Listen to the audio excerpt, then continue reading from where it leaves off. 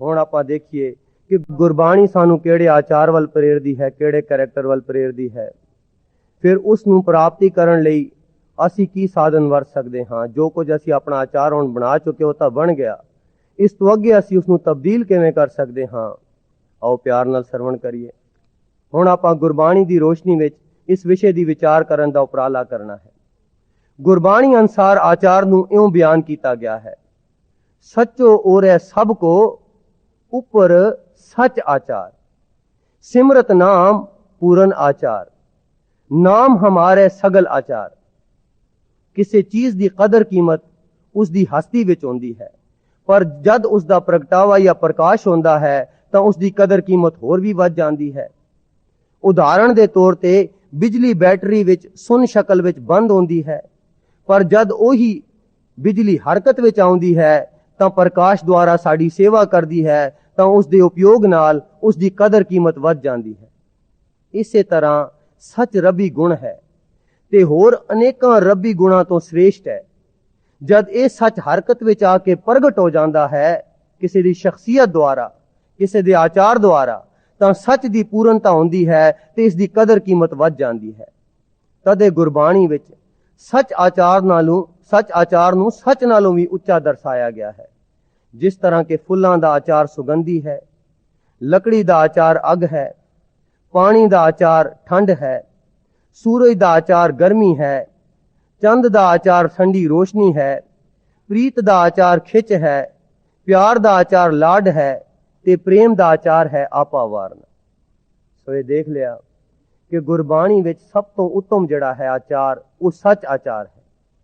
ਇਹ ਸੱਚ ਆਚਾਰ ਵਾਲਾ ਆਪਣਾ ਸ਼ਖਸੀਅਤ ਜਾਂ ਆਪਣੇ ਕੈਰੈਕਟਰ ਨੂੰ ਸੱਚ ਆਚਾਰ ਵਾਲਾ ਕਿਵੇਂ ਬਣਾ ਸਕਦੇ ਹਾਂ, ਆਓ ਦੇਖੀਏ। ਇਸ ਲੇਖ ਦੇ ਸ਼ੁਰੂ ਵਿੱਚ ਇਹ ਦੱਸਣ ਦੀ ਕੋਸ਼ਿਸ਼ ਕੀਤੀ ਗਈ ਸੀ ਕਿ ਸਾਡੇ ਆਚਰਣ ਦੇ ਮੁੱਢਲੇ ਕਾਰਨ ਸਾਡੇ ਖਿਆਲਾਂ ਤੋਂ ਬਣੇ ਕਰਮ, ਸੰਗਤ ਅਤੇ ਕਰਮਾਂ ਦਾ ਅਭਿਆਸ ਹੈ। ਪਿਛਲੇ ਸੰਸਕਾਰ ਅਤੇ ਹੁਣ ਦੇ ਵਾਤਾਵਰਣ ਦੀ ਸੰਗਤ ਦਾ ਸਮੁੱਚਾ ਅਸਰ ਸਾਡੇ ਜੀਵਨ ਦਾ ਧੁਰਾ ਹੈ। ਇਹ ਬੜਾ ਜ਼ਰੂਰੀ ਨੁਕਤਾ ਹੈ। ਪਿਛਲੇ ਸੰਸਕਾਰ ਅਤੇ ਹੁਣ ਦੇ ਵਾਤਾਵਰਣ ਦੀ ਸੰਗਤ ਦਾ ਸਮੁੱਚਾ ਅਸਰ ਸਾਡੇ ਜੀਵਨ ਦਾ ਧੁਰਾ ਹੈ। ਕਿਵੇਂ?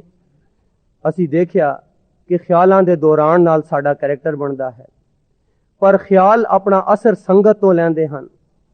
ਸੋ ਸਾਡਾ ਮਨ ਤਾਂ ਸਾਰਾ ਦਿਨ ਆਪਣੇ ਸੰਸਕਾਰਾਂ ਦੀ ਸੰਗਤ ਕਰਦਾ ਹੈ, ਕਿਉਂਕਿ ਸੰਸਕਾਰ ਸਾਡੇ ਅੰਦਰੋਂ ਹਨ। ਹਰ ਸੈਕਿੰਡ ਆਪਣੀ ਹਵਾੜ ਛੋੜਦਾ ਹੈ।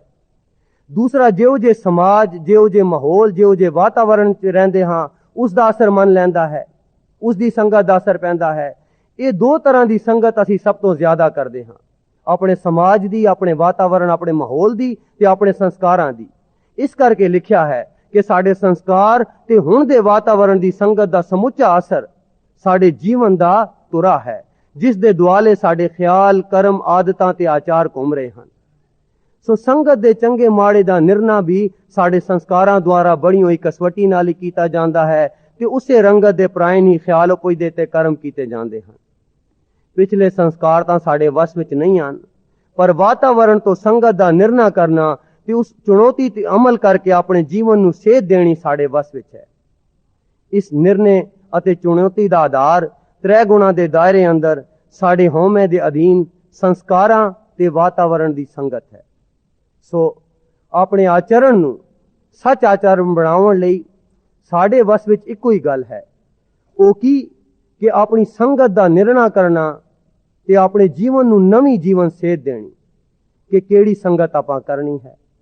ਹੁਣ ਅਸੀਂ ਦੇਖ ਲਿਆ ਕਿ ਜੇ ਅਸੀਂ ਨਿਰਣਾ ਕਰਾਂਗੇ ਤੇ ਸਾਡੇ ਮਨ ਉੱਤੇ ਫਿਰ ਅਸਰ ਪਏਗਾ ਸਾਡੇ ਸੰਸਕਾਰਾਂ ਦਾ ਤੇ ਸਾਡੇ ਵਾਤਾਵਰਣ ਦਾ। ਜੇ ਸੰਸਕਾਰਾਂ ਅਨੁਸਾਰ ਅਸੀਂ ਨਿਰਣਾ ਕਰਦੇ ਹਾਂ ਆਪਣੀ ਸੰਗਤ ਦਾ, ਤਾਂ ਸੰਸਕਾਰਾਂ ਦੀ ਰੁਚੀ ਤਾਂ ਮਲੀਨ ਮਾਇਕੀ ਰੰਗਤ ਵਾਲੀ ਹੈ। ਉਹ ਜੇ ਆਪਣੀ ਨਿਰਣਾ ਸ਼ਕਤੀ ਬਣਾ ਲਵਾਂਗੇ, ਫਿਰ ਸਾਡੀ ਮਾਇਕੀ ਰੰਗਤ ਹੋਰ ਦ੍ਰਿੜ ਹੋਏਗੀ। ਸੋ ਸੰਸਕਾਰ ਅਨੁਸਾਰ ਅਸੀਂ ਜੇ ਨਿਰਣਾ ਕਰਾਂਗੇ ਤਾਂ ਗਲਤ ਹੋਵੇਗਾ। ਹੁਣ ਅਸੀਂ ਆਪਣੇ ਵਾਤਾਵਰਣ ਨੂੰ ਦੇਖੀਏ। ਜੇ ਵਾਤਾਵਰਣ ਅਨੁਸਾਰ ਅਸੀਂ ਨਿਰਣਾ ਕਰਦੇ ਹਾਂ, ਸਾਡਾ ਵਾਤਾਵਰਣ ਕਿਹੋ ਜਿਹਾ ਹੈ। ਭਿੰਨ ਦੇਸ਼ਾਂ ਦੇ ਧਰਮਾਂ ਵਿੱਚ ਵਾਤਾਵਰਣ ਅਤੇ ਪੁਰਾਣੀ ਸੰਸਕ੍ਰਿਤੀ ਅਨੁਸਾਰ ਕਿਸਮ ਕਿਸਮ ਦੇ ਰਿਵਾਜ ਅਤੇ ਅਕੀਦੇ ਪ੍ਰਚਲਿਤ ਹਨ। ਕਿਸੇ ਇੱਕ ਦੇਸ਼ ਜਾਂ ਧਰਮ ਵਿੱਚ ਜਿਹੜੀ ਚੰਗੀ ਗੱਲ ਸਮਝੀ ਜਾਂਦੀ ਹੈ, ਉਹ ਦੂਜੇ ਦੇਸ਼ ਜਾਂ ਧਰਮ ਵਿੱਚ ਮਾੜੀ ਜਾਂ ਨੀਵੀਂ ਸਮਝੀ ਜਾਂਦੀ ਹੈ। ਇਸੇ ਤਰ੍ਹਾਂ ਜ਼ਮਾਨੇ ਨਾਲ ਵੀ ਖਿਆਲਾਂ ਦੇ ਚੰਗੇ ਮਾੜੇ ਅਤੇ ਉੱਚੇ ਨੀਵੇਂ ਦਾ ਨਿਰਣਾ ਤੇ ਕਦਰ ਕੀਮਤ ਵੀ ਬਦਲਦੇ ਰਹਿੰਦੇ ਹਨ, ਜਿਸ ਕਾਰਨ ਭਿੰਨ-ਭਿੰਨ ਦੇਸ਼ਾਂ, ਧਰਮਾਂ ਤੇ ਇਨਸਾਨਾਂ ਦੇ ਆਪਸ ਵਿੱਚ ਮਤਭੇਦ, ਵਾਦ ਵਿਵਾਦ ਤੇ ਝਗੜੇ ਹੁੰਦੇ ਰਹਿੰਦੇ ਹਨ।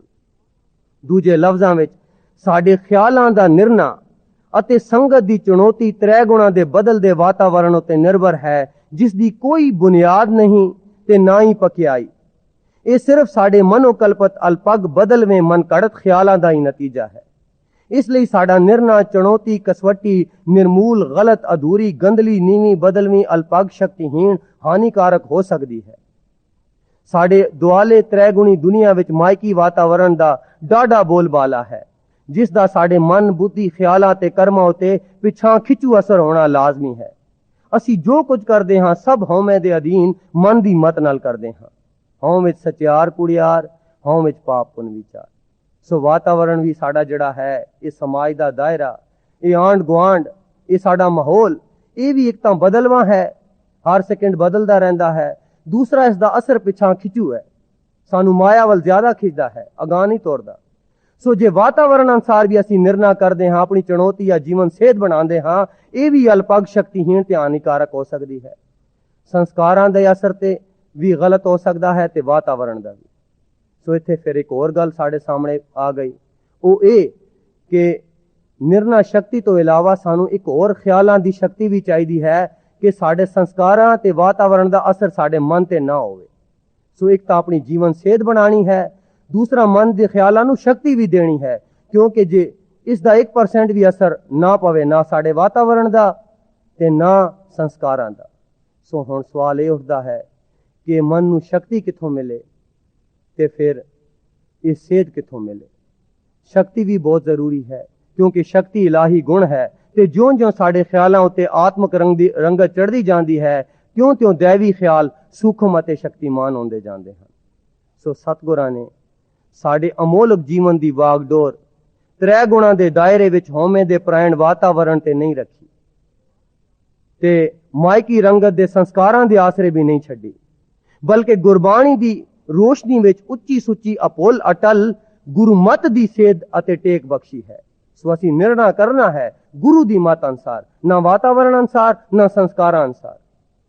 ਇਹੀ ਆਚਾਰ, ਇਹੀ ਵਿਵਹਾਰਾ, ਆਗਿਆ ਮਾਨ ਭਗਤ ਹੋਏ ਤੁਮਾਰੀ, ਜੋ ਇਹ ਮੰਤਰ ਕਮਾਵੇ ਨਾਨਕ ਸੋ ਭਉ ਜਲ ਪਾਰ ਉਤਾਰੀ। ਕਰਮ ਧਰਮ ਅਨੇਕ ਕਿਰਿਆ, ਸਭ ਉਪਰ ਨਾਮ ਆਚਾਰ।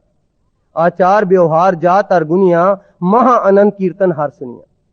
ਗੁਰਬਾਣੀ ਧੁਰੋਂ ਆਈ ਹੈ, ਇਸ ਲਈ ਇਸ ਵਿੱਚ ਗੁਰਮਤ ਦਾ ਪ੍ਰਕਾਸ਼ ਹੈ। ਗੁਰੂ ਦੀ ਮਤ ਅਪੁੱਲ, ਅਟਲ, ਉੱਚੀ ਸੁੱਚੀ, ਨਿਰਮਲ ਅਤੇ ਸੁਖਦਾਈ ਹੈ। ਇਸ ਤਰ੍ਹਾਂ ਸਾਡੇ ਜੀਵਨ ਦੀ ਸੇਧ ਸਤਿਗੁਰਾਂ ਨੇ ਇਲਾਹੀ ਬਾਣੀ ਦੀ ਅਟਲ ਤੇ ਸੱਚੀ ਬੁਨਿਆਦ ਤੇ ਰੱਖੀ ਹੈ। ਸੇਧ ਗੁਰਮਤ ਤੋਂ ਲੈਣੀ ਹੈ, ਗੁਰਮਤ ਗੁਰਬਾਣੀ ਦੇ ਵਿੱਚ ਹੈ। ਇਸ ਲਈ ਗੁਰਬਾਣੀ ਹੀ ਸੱਚੀ ਸੁੱਚੀ ਸਾਡੇ ਮਤ ਦੀ ਜਾਂ ਸਾਡੇ ਜੀਵਨ ਸੇਧ ਦੀ ਬੁਨਿਆਦ ਹੈ। ਪਰ ਹੁਣ ਜੇ ਗੁਰਬਾਣੀ ਤੋਂ ਪੁੱਛੀਏ ਕਿ ਮਹਾਰਾਜ ਤੁਸੀਂ ਕਿਹੜਾ ਉਪਦੇਸ਼ ਦਿੰਦੇ ਹੋ ਸੱਚ ਆਚਾਰ ਨੂੰ ਬਣਾਉਣ ਲਈ, ਗੁਰਬਾਣੀ ਸਾਨੂੰ ਬੜਾ ਸੌਖਾ ਉਪਦੇਸ਼ ਦਿੰਦੀ ਹੈ। ਕਿਹੜਾ? ਮਿਲ ਸਾਧ ਸੰਗਤ ਭਜ ਕੇਵਲ ਨਾਮ। ਕਿੰਨੀ ਸੌਖੀ ਗੱਲ। ਸਾਡੇ ਖਿਆਲਾਂ ਨੂੰ ਸਾਧ ਸੰਗਤ ਵਿੱਚ ਸਹੀ ਜੀਵਨ ਸੇਧ ਮਿਲਦੀ ਹੈ, ਜਿਸ ਦੁਆਰਾ ਅਸੀਂ ਨਾਮ ਸਿਮਰਨ ਕਰਨਾ ਹੈ। ਜਿਉਂ-ਜਿਉਂ ਸਾਡਾ ਮਨ ਸਾਧ ਸੰਗਤ ਵਿੱਚ ਨਾਮ ਸਿਮਰਨ ਕਰੇਗਾ, ਕੀ ਹੋਏਗਾ? ਤਿਉਂ-ਤਿਉਂ ਸਾਡੇ ਖਿਆਲ, ਕਰਮ, ਆਦਤਾਂ, ਆਚਰਣ ਆਤਮ ਪਰਾਇਣ ਹੋ ਕੇ ਇਹਨਾਂ ਉਤੇ ਇਲਾਹੀ ਰੰਗ ਚੜਦਾ ਜਾਵੇਗਾ। ਪਿੱਛੇ ਅਸੀਂ ਪੜ੍ਹਿਆ ਕਿ ਖਿਆਲਾਂ ਉਤੇ ਆਤਮਕ ਰੰਗਤ ਚੜ੍ਹੇਗੀ ਤਾਂ ਹੀ ਖਿਆਲਾਂ ਨੂੰ ਸ਼ਕਤੀ ਮਿਲੇਗੀ। ਸੋ ਜਿਉਂ-ਜਿਉਂ ਅਸੀਂ ਸਾਧ ਸੰਗਤ ਵਿੱਚ ਆ ਕੇ ਸਿਮਰਨ ਕਰਦੇ ਹਾਂ, ਤਿਉਂ-ਤਿਉਂ ਸਾਡੇ ਖਿਆਲਾਂ ਉਤੇ ਨਾਮ ਦਾ ਰੰਗ ਤੇ ਉਹ ਇਲਾਹੀ ਰੰਗ ਜਾਂ ਆਤਮਕ ਸ਼ਕਤੀ ਚੜ੍ਹਦੀ ਜਾਂਦੀ ਹੈ। ਸੋ ਇਸ ਸ਼ਕਤੀ ਦੇ ਨਾਲ ਫਿਰ ਕੀ ਹੋਏਗਾ? ਤ੍ਰੈ ਗੁਣੀ ਦੇ ਮਾਇਕੀ ਵਾਤਾਵਰਣ ਦੇ ਅਸਰਾਂ ਤੋਂ ਛੁਟਕਾਰਾ ਪਾ ਲਵਾਂਗੇ ਤੇ ਫਿਰ ਸਹਿਜੇ ਸਹਿਜੇ ਸਾਡੇ ਇਸ ਨਾਲ ਸੰਸਕਾਰ ਵੀ ਬਦਲ ਸਕਦੇ ਹਨ ਤੇ ਸਾਡਾ ਆਚਾਰ ਦੈਵੀ ਗੁਣਾਂ ਨਾਲ ਰੰਗੀਜ ਕੇ ਸੱਚ ਆਚਾਰ ਬਣ ਸਕਦਾ ਹੈ। ਕਿੰਨੀ ਸੌਖੀ ਗੱਲ। ਸਾਧ ਸੰਗਤ ਵਿੱਚ ਆ ਕੇ ਸਿਮਰਨ ਕੀਤਾ, ਸਿਮਰਨ ਨਾਲ ਖਿਆਲਾਂ ਨੂੰ ਸ਼ਕਤੀ ਮਿਲੀ, ਉਸ ਸ਼ਕਤੀ ਦੇ ਆਸਰੇ ਅਸੀਂ ਵਾਤਾਵਰਣ ਦੇ ਅਸਰਾਂ ਤੋਂ ਵੀ ਬਚ ਗਏ, ਸੰਸਕਾਰਾਂ ਦੇ ਅਸਰਾਂ ਤੋਂ ਵੀ ਬਚ ਗਏ, ਸਾਡਾ ਜੀਵਨ ਵੀ ਬਦਲ ਕੇ ਸੱਚ ਆਚਾਰ ਬਣ ਗਿਆ। ਪਰ ਇੱਥੇ ਥੋੜੀ ਹੋਰ ਵਿਸਥਾਰ ਦੀ ਲੋੜ ਹੈ। ਇੱਥੇ ਲਿਖਿਆ ਹੈ ਸਾਧ ਸੰਗਤ ਵਿੱਚ ਮਿਲ ਸਾਧ ਸੰਗਤ ਭਜ ਕੇਵਲ ਨਾਮ। ਨਾਮ ਤੋਂ ਕੀ ਭਾਵ ਹੈ? ਸਾਧ ਸੰਗਤ ਤੋਂ ਕੀ ਭਾਵ ਹੈ? ਆਓ ਦੇਖੀਏ ਕਿਹੜੀ ਸਾਧ ਸੰਗਤ ਦੀ ਪ੍ਰੇਰਣਾ ਕਰਦੀ ਹੈ। ਸਾਡੇ ਖਿਆਲ ਸੰਗਤ ਉੱਤੇ ਹੀ ਨਿਰਭਰ ਹੁੰਦੇ ਹਨ। ਇਸ ਲਈ ਸਤਿਗੁਰਾਂ ਨੇ ਸਾਧ ਸੰਗਤ ਕਰਨ ਦਾ ਤਾਕੀਦੀ ਹੁਕਮ ਕੀਤਾ ਹੈ। ਇਹ ਸੰਗਤ ਗੁਰਬਾਣੀ, ਧਰਮ ਗ੍ਰੰਥਾਂ, ਗੁਰਮੁਖ ਪਿਆਰਿਆਂ, ਬਖਸ਼ੇ ਹੋਏ ਗੁਰਸਿੱਖਾਂ, ਗੁਰਬਾਣੀ ਦੇ ਅਭਿਆਸ ਵਾਲੇ, ਸ਼ਬਦ ਕਮਾਈ ਵਾਲੇ, ਲਿਵ ਵਾਲੇ, ਰੰਗਰਤੜਿਆਂ, ਸੰਤ ਮੰਡਲੀ, ਮਰਜੀਵਣਿਆਂ, ਮਾਇਆ ਵਿੱਚ ਉਦਾਸੀ, ਜੀਵਨ ਮੁਕਤ, ਬ੍ਰਹਮ ਗਿਆਨੀ, ਸੰਤ ਸਿਪਾਹੀ ਅਤੇ ਖਾਲਸੇ ਦੀ ਸੰਗਤ ਅਥਵਾ ਸਾਧ ਸੰਗਤ ਲੋੜੀਂਦੀ ਹੈ। ਆਮ ਇਕੱਠ ਨੂੰ ਅਸੀਂ ਸੰਗਤ ਨਹੀਂ ਕਹਿਣਾ। ਜਿੱਥੇ ਗੁਰਮੁਖ ਪਿਆਰੇ ਵਿੱਚ ਵਿਚਰਦੇ ਹਨ, ਜਿਹੜੇ ਮਾਇਆ ਵਿੱਚ ਉਦਾਸ ਹਨ, ਜਿਹੜੇ ਜਿਉਂਦੇ ਹੋਏ ਮੁਕਤ ਹਨ, ਉਹਨਾਂ ਦੀ ਸੰਗਤ। ਫਿਰ ਉਠਤ ਬੈਠਤ ਹਰ ਭਜੋ, ਸਾਧੂ ਸੰਗ ਪ੍ਰੀਤ, ਨਾਨਕ ਦੁਰਮਤ ਛੁਟ ਗਈ, ਪਾਰ ਬ੍ਰਹਮ बसे चीत। जो हर राते से जन परवान, तिनकी संगत परम निदान। साथ साथ सिमरो प्रभ अपना, संत संग नित रही है, एक आधार नाम तन मोरा, अनंत नानक एह लई है। जिन हर त्याया तिसनु सर्व कल्याण होए, नित संत जना की संगत जाए बई मुँह जोड़िए। हर के सन मन प्रीत लगाई, ज्यों देखे सस कमल। कोई आवे संतो, हर का जन संतो, मेरा प्रीतम जन संतो, मोए मार्ग दिखलावे। आन उपाव न को सूझे, हर दासा शरणी पर रहा। सो साडे जीवन ਨੂੰ ਸੇਧ, ਆਤਮਕ ਸੇਧ ਦੇਣ ਲਈ ਦੂਜਾ ਜਿਹੜਾ ਹੁਕਮ ਹੈ ਉਹ ਹੈ ਭਜ ਕੇਵਲ ਨਾਮ। ਇਹ ਨਾਮ ਦਾ ਭਜਣਾ ਕੀ ਹੈ? ਇਹ ਸਿਮਰਨ ਹੈ, ਇਹ ਆਰਾਧਨਾ ਹੈ, ਇਹ ਧਿਆਵਣਾ ਹੈ, ਇਹ ਸਾਸ ਗਿਰਾਸ ਜਪਣਾ ਹੈ, ਇਹ ਬਹਿੰਦਿਆਂ ਉੱਠਦਿਆਂ ਧਿਆਵਣਾ ਹੈ, ਇਹ ਚਲਤ ਬੈਸਤ ਖਲਿਆਂ ਜਪਣਾ ਹੈ, ਇਹ ਸਦਾ ਸਦਾ ਧਿਆਵਣਾ ਹੈ, ਇਹ ਪਲ ਪਲ ਨਿਮਖ ਨਿਮਖ ਜਪਣਾ ਹੈ। ਭਜ ਕੇਵਲ ਨਾਮ ਵਿੱਚ ਲਫ਼ਜ਼ ਕੇਵਲ ਮਹੱਤਵਪੂਰਨ ਹੈ। ਇਸ ਦਾ ਮਤਲਬ ਇਹ ਹੈ ਕਿ ਨਾਮ ਜਪਣਾ ਸਾਡੇ ਜੀਵਨ ਦਾ ਨਿਰੋਲ ਤੇ ਇੱਕੋ ਇੱਕ ਰੁਝੇਵਾਂ ਹੋਣਾ ਚਾਹੀਦਾ ਹੈ। ਧਿਆਨ ਦੇਣਾ ਜੀ, ਨਾਮ ਜਪਣਾ ਇਹ ਨਹੀਂ ਕਿ ਘੰਟਾ ਡੇਢ ਘੰਟਾ ਸੰਗਤ ਵਿੱਚ ਆ ਕੇ ਵਾਹਿਗੁਰੂ ਵਾਹਿਗੁਰੂ ਕਰ ਲਿਆ ਤੇ ਫਿਰ ਉਸੇ ਤਰ੍ਹਾਂ ਆਪਣੇ ਮਾਇਕੀ ਵਾਤਾਵਰਣ। ਇੱਥੇ ਕੀ ਲਿਖਿਆ ਹੈ ਕਿ ਨਾਮ ਜਪਣਾ ਕੀ ਹੈ? ਪਲ ਪਲ ਨਿਮਖ ਨਿਮਖ ਧਿਆਵਣਾ ਹੈ। ਨਾਮ ਜਪਣਾ ਸਾਡੇ ਜੀਵਨ ਦਾ ਨਿਰੋਲ ਤੇ ਇੱਕੋ ਇੱਕ ਰੁਝੇਵਾਂ ਹੋਣਾ ਚਾਹੀਦਾ ਹੈ। ਇਸ ਤੋਂ ਇਲਾਵਾ ਜੋ ਵੀ ਦੁਨੀਆ ਦੇ ਰੁਝੇਵੇਂ ਹਨ, ਅਵਰ ਕਾਜ ਤੇਰੇ ਕਿਤੇ ਨਾਕਾਮ ਹਨ। ਇਸ ਨੁਕਤੇ ਬਾਬਤ ਬਹੁਤ ਭਰਮ ਭੁਲੇਖੇ ਤੇ ਗਲਤ ਫਹਿਮੀਆਂ ਪਈਆਂ ਹੋਈਆਂ ਹਨ। ਸਾਡੇ ਹਿਰਦੇ ਵਿੱਚ ਕੋਈ ਕੇਂਦਰੀ ਨੁਕਤਾ ਜਾਂ ਨਿਸ਼ਚਾ ਹੁੰਦਾ ਹੈ। ਗਲਤ ਫਹਿਮੀਆਂ ਬੜੀਆਂ ਹਨ, ਕਿਉਂਕਿ ਜੇ ਅਸੀਂ ਕਹਿੰਦੇ ਹਾਂ ਕਿ ਇੱਕੋ ਹੀ ਰੁਝੇਵਾਂ ਨਾਮ ਹੋਣਾ ਚਾਹੀਦਾ ਹੈ ਤੇ ਫਿਰ ਛੋੜ ਕੇ ਜੰਗਲਾਂ ਨੂੰ ਚਲੇ ਜਾਈਏ, ਬੱਚਿਆਂ ਨੂੰ ਕੌਣ ਪਾਲੇਗਾ? ਸੋ ਇਸ ਨੁਕਤੇ ਨੂੰ ਸਪਸ਼ਟ ਕਰਨ ਲਈ ਇੱਥੇ ਦੱਸਿਆ ਗਿਆ ਹੈ। ਸਾਡੇ ਹਿਰਦੇ ਵਿੱਚ ਕੋਈ ਕੇਂਦਰੀ ਨੁਕਤਾ ਜਾਂ ਨਿਸ਼ਚਾ ਹੁੰਦਾ ਹੈ, ਜਿਸ ਦੇ ਦੁਆਲੇ ਸਾਡੇ ਜੀਵਨ ਦਾ ਚੱਕਰ ਆਪ ਮੁਹਾਰੇ ਘੁੰਮਦਾ ਰਹਿੰਦਾ ਹੈ। ਉਸ ਨੁਕਤੇ ਜਾਂ ਆਚਾਰ ਦੀ ਰੰਗਤ ਸਾਡੀ ਹਰ ਕਿਰਿਆ ਯਾਨੀ ਤਕਣੀ, ਸੋਚਣੀ, ਬੋਲਣੀ ਆਦਿ ਵਿੱਚ ਫੁੱਟ ਫੁੱਟ ਕੇ ਅਵਸ਼ੀ ਪ੍ਰਗਟ ਹੁੰਦਾ ਹੈ। ਦੂਜੇ ਲਫ਼ਜ਼ਾਂ ਵਿੱਚ ਸਾਡੇ ਜੀਵਨ ਦੇ ਹਰ ਪਹਿਲੂ ਵਿੱਚ ਸਾਡੇ ਆਚਰਣ ਦੀ ਝਲਕ ਦਾ ਬੋਲਬਾਲਾ ਜਾਂ ਪਹਿਲ ਆਉਂਦੀ ਹੈ ਤੇ ਬਾਕੀ ਸਾਰੇ ਖਿਆਲ ਜਾਂ ਕਰਮ ਇਸੇ ਝਲਕ ਨਾਲ ਰੰਗੇ ਆਉਂਦੇ ਹਨ ਤੇ ਪਿਛਲੱਗੂ ਦਾ ਦਰਜਾ ਰੱਖਦੇ ਹਨ। ਇਸੇ ਤਰ੍ਹਾਂ ਸਾਧ ਸੰਗਤ ਦੇ ਆਸਰੇ ਸਿਮਰਨ ਦੁਆਰਾ ਨਾਮ ਦੀ ਰੰਗਣ ਵਿੱਚ ਸਾਡਾ ਜੀਵਨ ਢਲ ਜਾਵੇ ਤਾਂ ਸਾਡੇ ਜੀਵਨ ਦਾ ਕੇਂਦਰ ਨਾਮ ਹੋ ਜਾਂਦਾ ਹੈ ਤੇ ਨਾਮ ਦੀ ਰੰਗਣ ਨਾਲ ਸਾਡੇ ਹਰ ਖਿਆਲ, ਸੋਚਣੀ ਆਦਤ ਅਤੇ ਆਚਾਰ ਵਿੱਚ ਝਲਕ ਮਾਰਦੀ ਹੈ। ਇਸ ਹਾਲਤ ਵਿੱਚ ਨਾਮ ਰੰਗਣ ਹੀ ਸਾਡੇ ਜੀਵਨ ਦਾ ਆਧਾਰ ਤੇ ਪਹਿਲ ਬਣ ਜਾਂਦੇ ਹਨ ਤੇ ਬਾਕੀ ਸਾਰੇ ਖਿਆਲੇ ਨਾਮ ਦੇ ਦੁਆਲੇ ਘੁੰਮਦੇ ਹਨ। ਇਸ ਤਰ੍ਹਾਂ ਨਾਮ ਸਿਮਰਨ ਹੀ ਸਾਡੇ ਜੀਵਨ ਦਾ ਆਧਾਰ, ਪਹਿਲ ਤੇ ਕੇਵਲ ਕਿਰਿਆ ਬਣ ਜਾਂਦਾ ਹੈ। ਧਿਆਨ ਦੇਣਾ ਜੀ, ਅਸੀਂ ਕੰਮਕਾਰ ਨਹੀਂ ਛੱਡਣੇ, ਬਲਕਿ ਸਿਰਫ ਸਿਮਰਨ ਕਰ ਕਰਕੇ ਆਪਣੇ ਸਿਮਰਨ ਨੂੰ ਆਪਣੇ ਜੀਵਨ ਵਿੱਚ ਪਹਿਲ ਦੇਣੀ ਹੈ। ਜਿਵੇਂ ਹੁਣ ਸਾਡਾ ਪਹਿਲ ਕਿਸੇ ਦਾ ਮਾਇਆ ਹੈ, ਕਿਸੇ ਦਾ ਕੀ ਹੈ, ਕਿਸੇ ਦਾ ਕੀ। ਬਾਕੀ ਅਸੀਂ ਹੁਣ ਜਿਹੜਾ ਪਰਮਾਰਥ ਨੂੰ ਹੈ ਪਿਛਲੱਗੂ ਦਾ ਦਰਜਾ ਦਿੱਤਾ ਹੋਇਆ। ਮਿਸਾਲ ਦੇ ਤੌਰ ਤੇ ਕਿਸੇ ਨੂੰ ਮਾਇਆ ਨੂੰ ਪਹਿਲ ਦਿੱਤੀ ਹੈ, ਉਸਨੇ ਆਪਣੇ ਜੀਵਨ ਦਾ ਆਚਾਰ ਇਹ ਬਣਾਇਆ ਹੈ ਕਿ ਵੱਧ ਤੋਂ ਵੱਧ ਪੈਸਾ ਇਕੱਠਾ ਕਰਨਾ ਹੈ। ਉਹ ਫਿਰ ਹਰ ਕੰਮ ਇਸ ਦੀ ਰੰਗਣ ਵਿੱਚ ਕਰੇਗਾ। ਉਹ ਝੂਠ ਵੀ ਬੋਲੇਗਾ, ਇਹ ਨਹੀਂ ਦੇਖੇਗਾ ਗੁਰਬਾਣੀ ਕੀ ਕਹਿੰਦੀ ਹੈ।